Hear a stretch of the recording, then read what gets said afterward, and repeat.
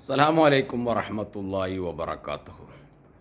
പതിനായിരക്കണക്കിന് സക്കാഫിമാരുണ്ട്, പതിനായിരക്കണക്കിന് ഫൈസിമാരുണ്ട്, ആയിരക്കണക്കിന് ദാരിമികളും പാക്കവികളും ഉണ്ട്. അതിൽ നിന്നും വ്യത്യസ്തനായ ഒരു പണ്ഡിതൻ്റെ പ്രസംഗം കേൾക്കാനിടയായി. അദ്ദേഹത്തിൻ്റെ സേവന രംഗത്ത് വലിയ സേവനമാണ് അദ്ദേഹം ചെയ്യുന്നത്. സേവനം ഒന്ന് കേട്ടു നോക്കുക നമുക്ക് എന്താണെന്നുള്ളത്. ഇങ്ങനെ നമുക്ക് ഓരോ സ്ഥലത്തും നടന്ന് പരിപാടി വെക്കേണ്ട സാഹചര്യം എന്തുകൊണ്ടുണ്ടായത്? ഇവരിതിങ്ങനെ എല്ലായിടത്തും വന്ന് നജസാക്കി പോവുക. ഇവർക്ക് സുഖാണല്ലോ നജസാക്കി പോവാനും. ഒരു സ്ഥലം നജസാക്കുക എന്ന് പറഞ്ഞാൽ സുഖ, പക്ഷേ ശുദ്ധീകരിക്കണമെങ്കിൽ കുറച്ച് പണിയാ. ഇപ്പൊ ഒരാളിങ്ങനെ മംഗലാപുരം, കാസർഗോഡ്, കണ്ണൂര്, കോഴിക്കോട്, മലപ്പുറം ഇങ്ങനെ ഈ ഏരിയകളിലൂടെയൊക്കെ 4 കാലുള്ള ആ ജീവി ഉണ്ടല്ലോ, മറ്റേ നായ, ജീവിയുടെ പേര് പറഞ്ഞ ആരും തെറി പറഞ്ഞൊന്നല്ല,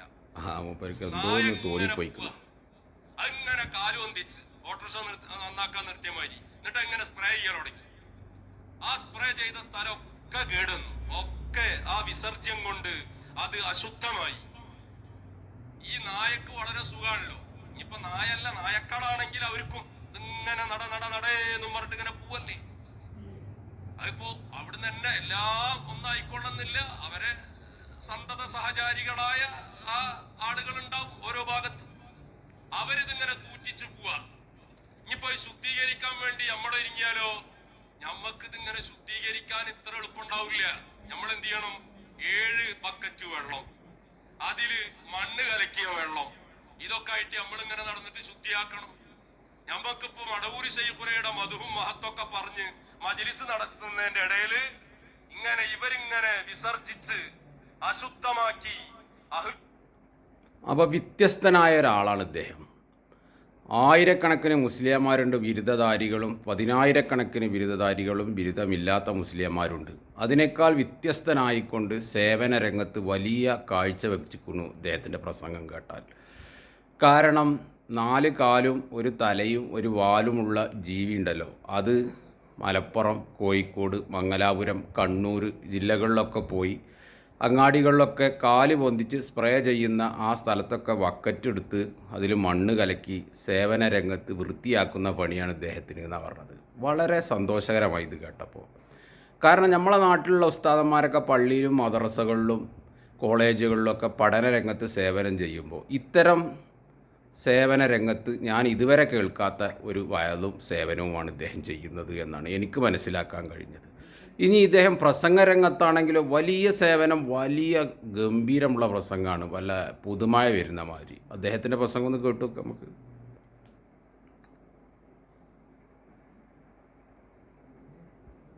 ആണായി പിറന്നവനാണെങ്കിൽ, ജനനത്തിൽ തകരാറില്ലാത്തവനാണെങ്കിൽ,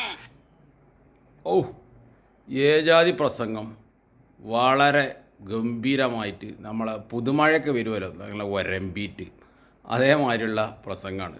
ഇങ്ങനെയൊക്കെ പ്രസംഗിക്കുകയും ഇങ്ങനെയൊക്കെ സേവനം ചെയ്യുകയും ചെയ്തത് കണ്ടപ്പോൾ ഇദ്ദേഹം നടത്തുന്ന സ്റ്റേജുകളിലൊക്കെ നമ്മളെ തൊയ്യൂർ കുഞ്ഞഹമ്മദ് പ്രസംഗിക്കുന്നതിൻ്റെ മുമ്പ് ഒരാൾ പ്രസംഗിക്കലുണ്ട്, ഇദ്ദേഹത്തിൻ്റെ അടുത്ത സുഹൃത്താണ്.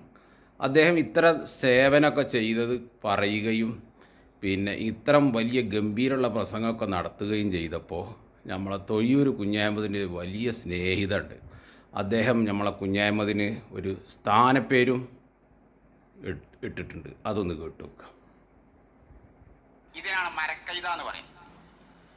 വിവരമില്ലാത്തവൻ. മനസ്സിലായില്ലെങ്കിൽ എന്ത് ചെയ്യാനാണ്? ബഹുമാനപ്പെട്ട മൗലാന പേരോട് ഉസ്താദിൻ്റെ ഉസ്താദായിരുന്നു ബഹുമാനപ്പെട്ട പുല്ലൂക്കര ഉസ്താദ്. ആ ഉസ്താദ് ജീവിതത്തിൽ ഒരിക്കലും കല്യാണം കഴിച്ചിട്ടില്ല, വലിയ സൂഫി വര്യനായിരുന്നു. ആ പണ്ഡിതൻ അല്ലാഹു തആല അവിടുത്തോടു കൂടെ സ്വർഗത്തിൽ നമ്മൾക്ക് ഒരുമിച്ച് കൂടാൻ ഭാഗ്യം നൽകട്ടെ.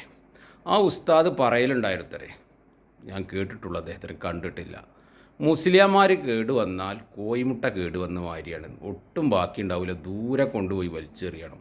കാരണം മണുത്തിട്ട് അടുത്തേക്ക് നിൽക്കാൻ പറ്റൂല കോയിമുട്ട കേടുവന്നാൽ.